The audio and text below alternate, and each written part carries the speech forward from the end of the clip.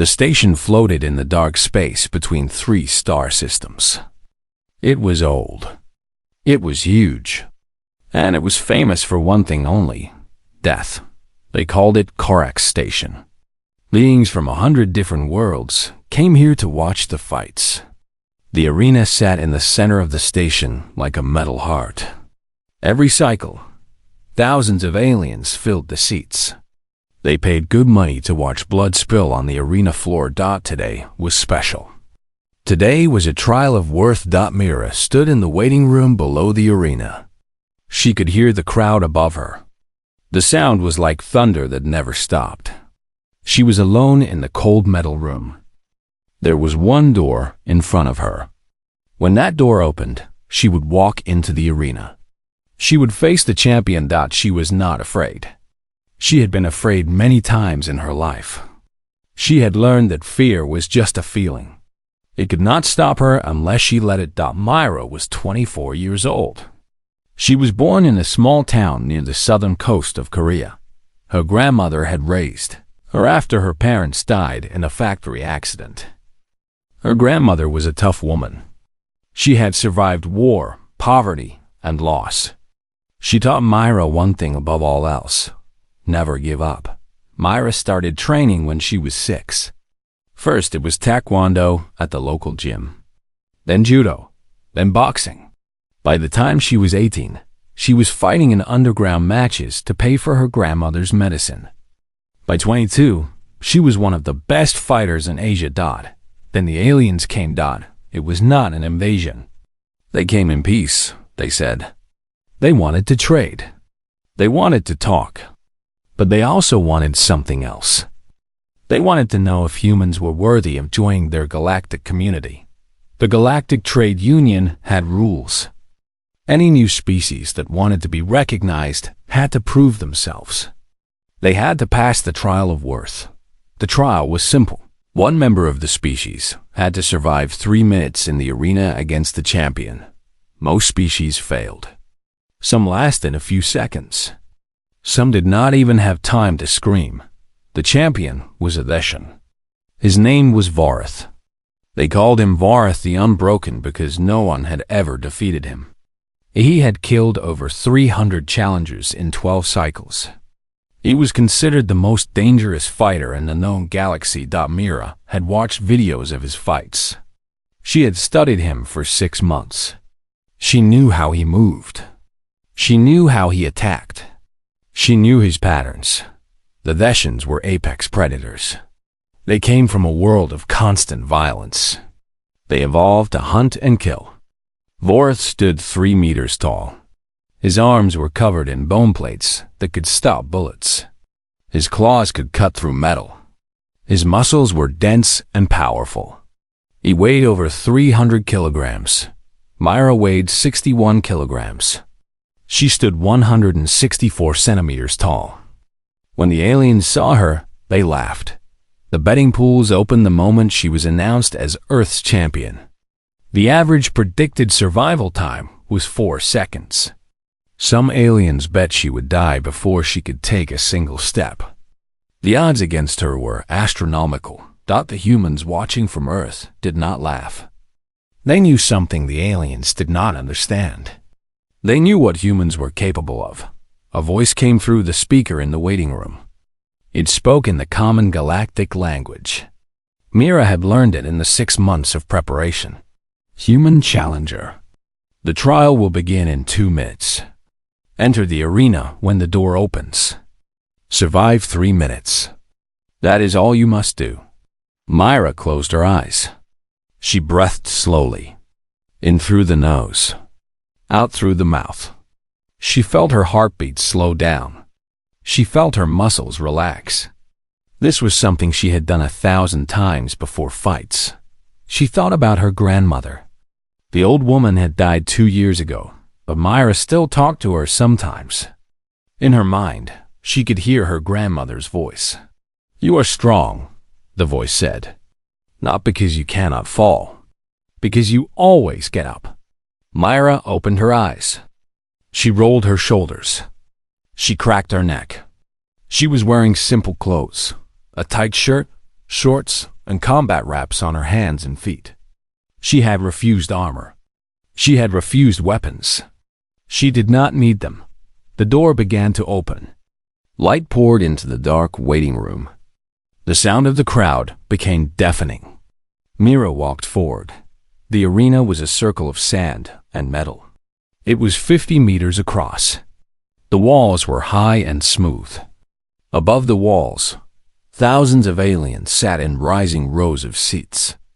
Mira saw species she recognized from her studies.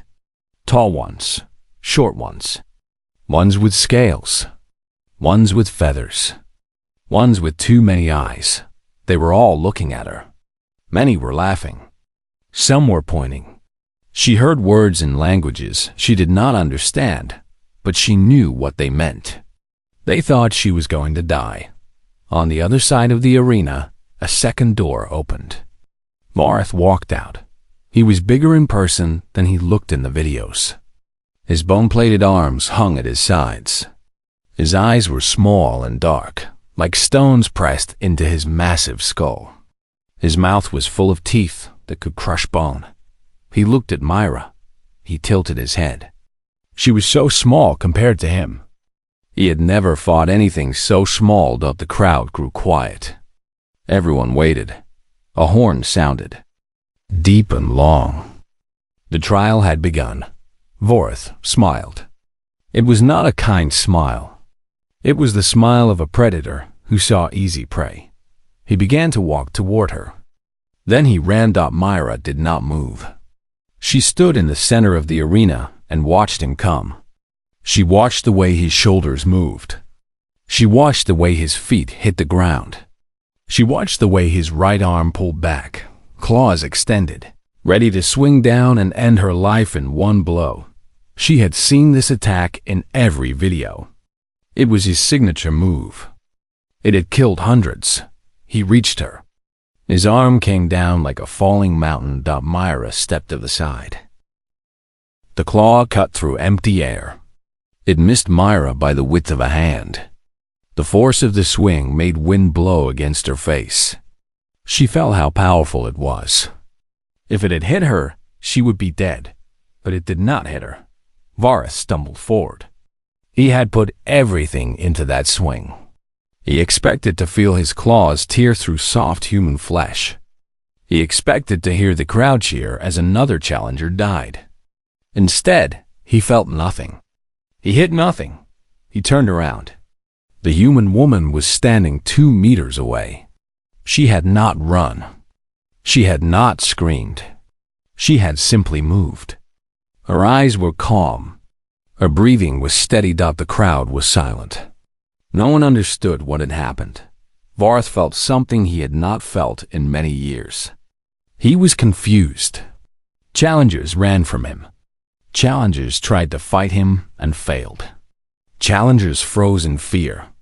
This one had done none of those things. She had just stepped aside, like she knew exactly where his claw would be. She did know. That was the thing Vorth did not understand. Mira had watched hundreds of hours of his fights. She had studied the way he moved the way a scientist studies an insect. She knew him better than he knew himself. Humans were not the strongest species on their world. They were not the fastest. They did not have claws or fangs or venom. But they had something else. They had eyes that could track movement with incredible precision. They had brains that could find patterns in chaos. They had evolved as hunters who did not chase their prey. They followed it. They watched it. They learned it. And then, when the time was right, they struck. Myra saw the tension in Vorth's shoulder before he moved. She saw the slight shift in his weight. She saw the direction his eyes looked. Her brain processed all of this in a fraction of a second. By the time he swung, she already knew where the blow would land. Varth roared. The sound was loud enough to shake the air. He charged again. This time he swung faster. Left claw, right claw, left claw. 3 strikes in 2 seconds. Myra moved like water. She ducked under the first. She leaned away from the second. She twisted past the third. Each movement was small and precise. She did not waste energy. She did not panic. And then she hit back. Her palm struck the soft tissue under his right arm. It was a small spot between the bone plates. She had found it in the videos. Every edition had this weak point. No one had ever gotten close enough to use it. Pain shot through Varith's arm. His muscles locked. The arm dropped to his side, numb and useless. The crowd gasped. Some aliens stood from their seats. This was impossible. No one touched Varith. No one heard VORRETH. Myra stepped back. She returned to her stance. Feet shoulder-width apart. Hands up, weight balanced. This was the basic fighting position she had learned when she was 6 years old. It had served her well for 18 years. Varith looked at his arm. He tried to move it. The fingers twitched, but the arm would not obey. She had done something to the nerves. He did not know humans could do that. "What are you?" he asked. His voice was deep and rough, like rocks grinding together. Myra did not answer. She did not speak his language well enough for conversation. And she did not need to talk. Her body would give him all the answers he needed. Varith attacked again. He was angry now. Anger made him faster, but it also made him sloppy. His attacks became wild. He swung with all his strength, but no precision. Myra punished every mistake. When he overextended, she struck his knee. When he left his side open, she kicked his ribs. When he lowered his guard, she hit him in the throat. Each strike was small. Each strike seemed weak. But they added up. Myra was not trying to knock him out with one blow. She was breaking him down piece by piece. This was the human way. This was how her ancestors hunted animals 10 times their size. They did not kill with strength. They killed with patience. 1 minute had passed. Varith was breathing hard. His right arm was still numb. His left knee was starting to swell. There was a cut above his eye where her elbow had opened the skin. He had never been hurt like this. He had fought creatures with acid blood. He had fought robots made of war metal. He had fought other Deshans in death matches. None of them had touched him like this small human woman in the stands. The aliens were no longer laughing. They were watching with wide eyes and open mouths. Some were checking their betting slips with shaking hands. This was not possible. This could not be happening. But it was happening. And it was only the beginning. Varith stopped attacking. He stood still and stared at Myra. He was trying to understand. How could something so small be so dangerous? Myra watched him back. She was not tired. She was not even breathing hard. Her heart rate was elevated but controlled. She had trained for hours every day for years. 3 minutes in an arena was nothing. She could do this all day. Varith made a decision. He would stop playing with her. He would use his full power. He'd been holding back because he did not want to kill her too quickly. Now he realized that was a mistake. He roared again and charged. This time, he did not swing. He lowered his shoulder and ran straight at her. His body was like a charging truck. If he hit her, he would crush her against the wall. Myra did not run. She waited. She watched. She read his movement. At the last moment, she dropped to the ground and rolled. Varith flew over her and crashed into the arena wall. The metal bent from the impact.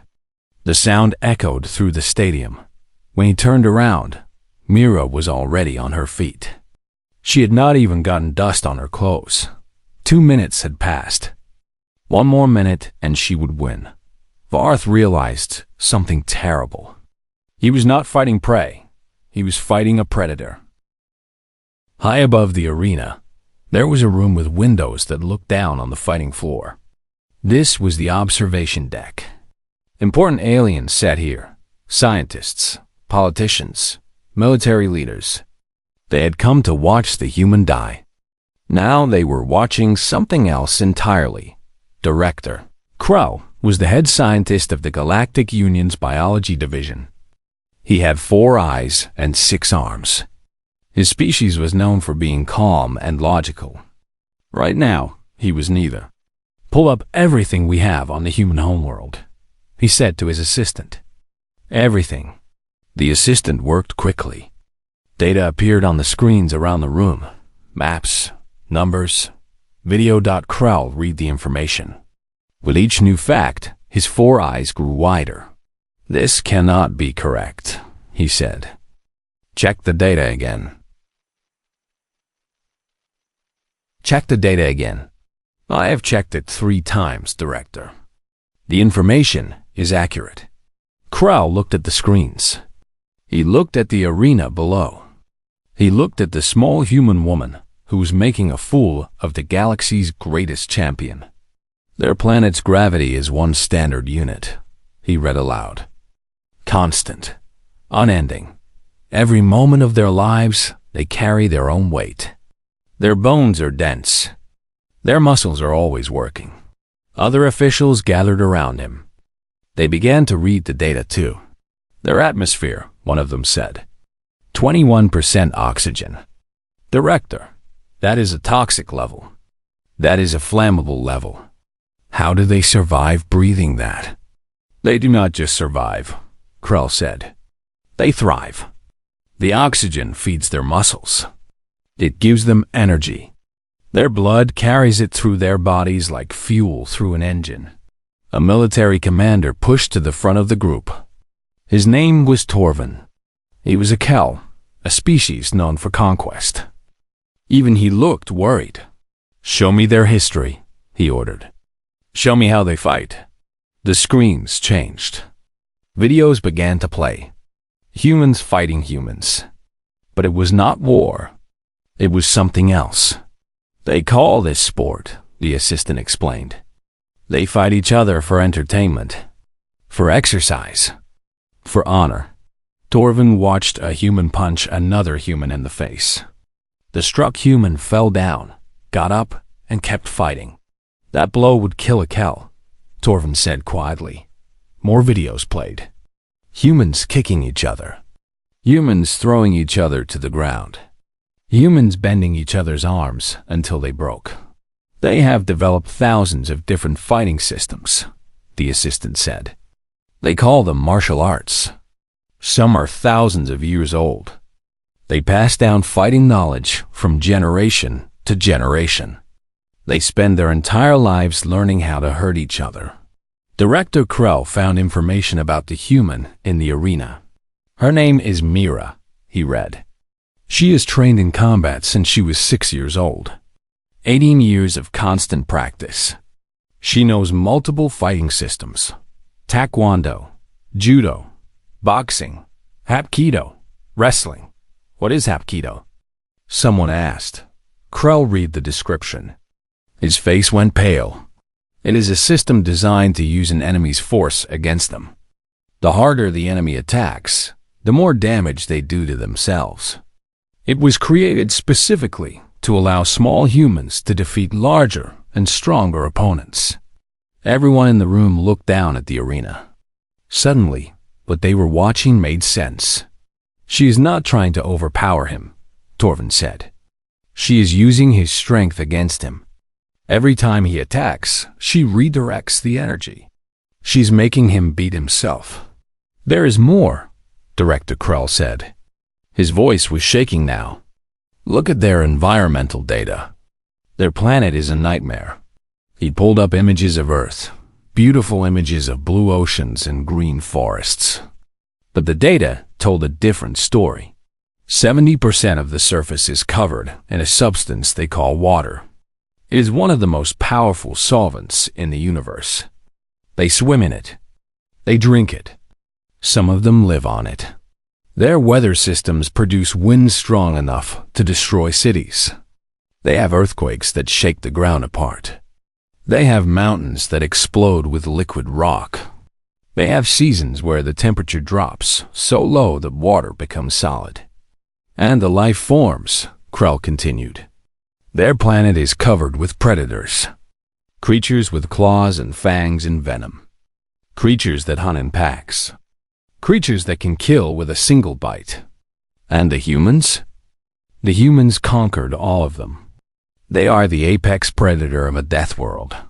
The room was silent. Everyone understood now. The humans were not weak. They were not soft. They came from a world that tried to kill them every day. And they survived. More than survived. They dominated down in the arena. Myra moved like a ghost. Vorith could not touch her. Every attack he made, she avoided. Every opening he left, she exploited. How long has it been? Someone asked. 2 minutes and 30 seconds. She only needs to survive 3 minutes. I do not think she is trying to survive, Torvin said slowly. I think she is trying to win. Director Krell nodded. He had been watching the human's face. She was not scared. She was not even tired. Her expression was calm and focused.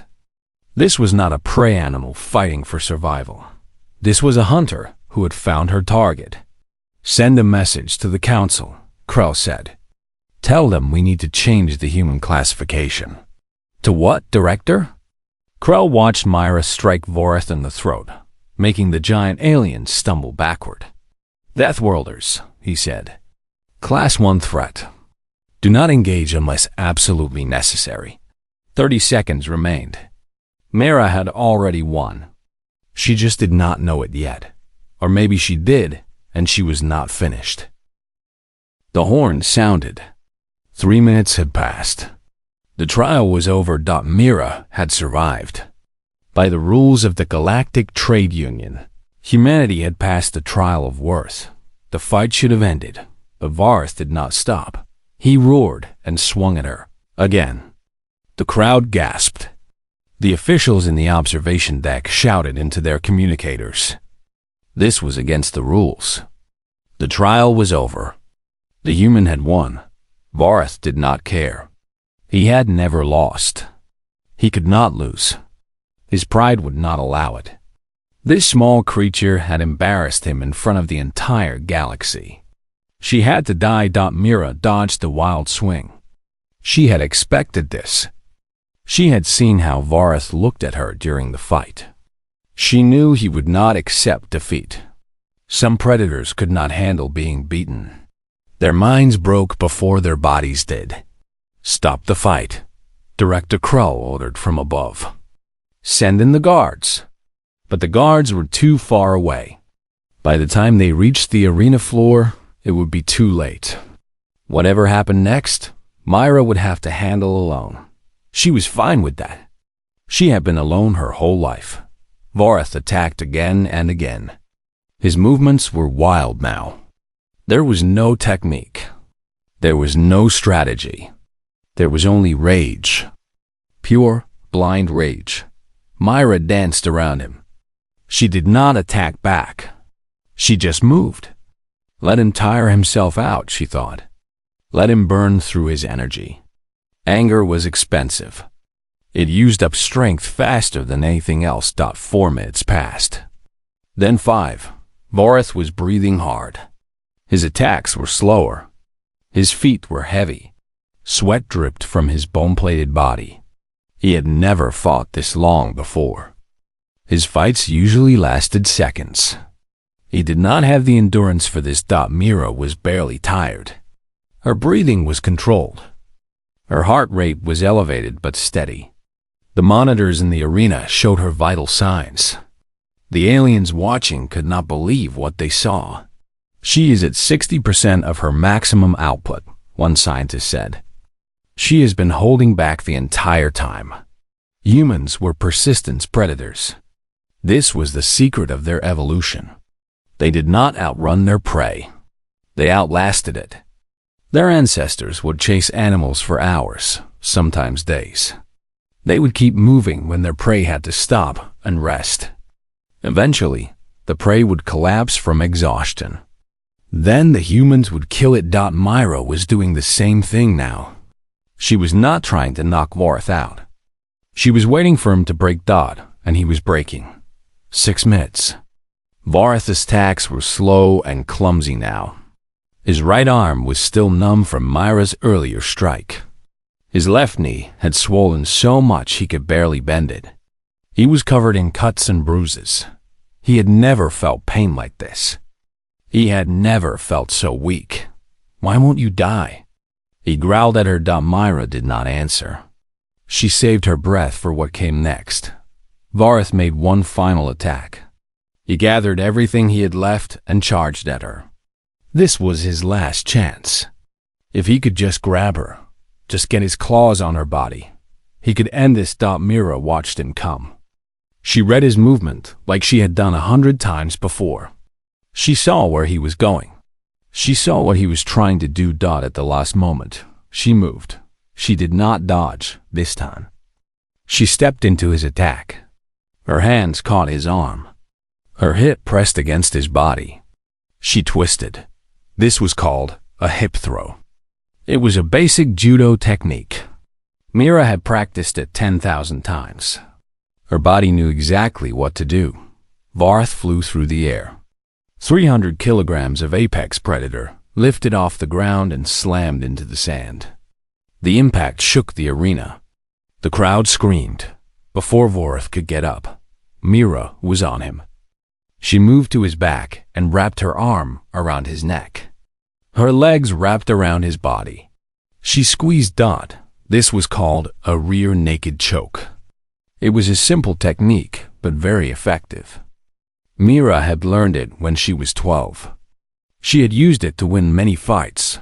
The choke cut off blood flow to the brain. It did not matter how strong you were. Without blood, the brain would shut down in seconds. Vareth struggled.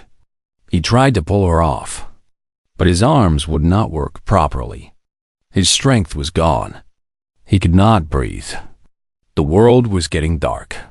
"Tap out," Myra said. Her voice was calm. "Surrender. It is over." Vareth had never surrendered. In 12 cycles of fighting, he had never given up. He would rather die than lose, but dying here would not change anything. He had already lost. The galaxy had already seen him fail. Death would not erase that shame. His hand moved. Once, twice, 3 times. He tapped the ground. The universal signal of surrender. Myra let go immediately. She rolled off his back and stood up. She stepped away from him and watched him lie there, gasping for air. The arena was silent. No one moved. No one spoke. No one could believe what they had just seen. The greatest fighter in the galaxy had surrendered to a human woman half his size. Then, slowly, a sound began. It started in one section of the crowd. Then it spread. Aliens began to stomp their feet. They began to clap their hands, or whatever limbs they had. They began to cheer. Not for Vareth. For Myra. They cheered for the small creature from the Deathworld who had done the impossible. They cheered for humanity. Myra stood in the center of the arena. She was covered in sand and sweat. Her wraps were torn. But she was standing. She bowed. Once to the crowd. Once to Vareth, who was still lying on the ground. Then she walked toward the exit. Her job was done. Humanity had been recognized. The vote was quick. The Galactic Trade Union Council met 3 hours after the fight. They did not need to discuss for long. The decision was unanimous. Humanity was granted recognized species status. More than that, they were given Class 1 status. This meant they were considered a major power. Other species would have to treat them with respect. Other species would think twice before making them enemies. All because of one woman in an arena. Myra did not attend the ceremony. She did not care about politics or status. She had done what she came to do. Now she wanted to rest. She was sitting alone in a quiet room on the station when the door opened. A Veshan walked in. It was not Vareth. This one was smaller and wore formal clothes. "A diplomat. May I enter?" the diplomat asked.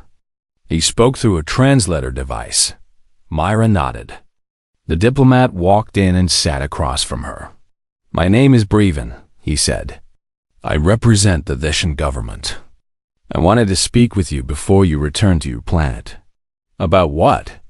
About what happened today. Breven paused. He seemed to be looking for the right words.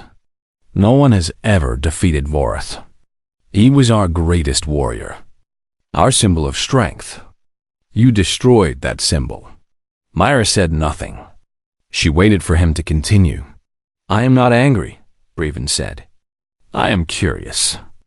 How did you do it? You are so small. So weak. How did you beat him? Myra thought about the question. She had been asked this many times in her life. After every fight, someone wanted to know her secret. As if there was some magic trick that made her win. There was no magic. There was only work. I trained, she said simply. Vorath trained too. All Theshans train from birth. Vorath trained his body, Myra said. I trained my mind. Breven did not understand. Explain. Myra leaned forward. Vorath is strong. He is fast. He has claws and armor and size. He was born with these things. He did not have to work for them. Yes, these are gifts of our evolution. They are also weaknesses, Myra said. Vorath never had to struggle. He never had to fight someone stronger than him. He never had to learn how to lose. She pointed at herself. Look at me. I am small. I am weak compared to most humans. When I started fighting, I lost every match. Bigger kids threw me around like a toy. I went home crying every day. Then why did you continue? Because my grandmother told me something. Myra smiled slightly. She said that falling down is not failure. Staying down is failure. So I got up. Every time I fell, I got up. Every time I lost, I learned. I found ways to beat bigger opponents. I learned to use their strength against them. She looked at Breven. Vorath never learned these things. When I started winning, he did not know what to do. His body was strong, but his mind was weak. He broke. Breven sat quietly for a long moment. Then he nodded slowly. There is wisdom in your words. I will share them with my people. Can I ask you something? Myra said, Of course. Is Vorath okay? Breven looked surprised. You care about his well-being? He was my opponent, not my enemy. I did not hate him. I just had to beat him. Breven's expression changed. Something like respect appeared in his eyes. He is recovering. His body will heal. His pride. Breven shrugged. That may take longer. Tell him something from me, Myra said. Tell him that losing is not the end. It is the beginning.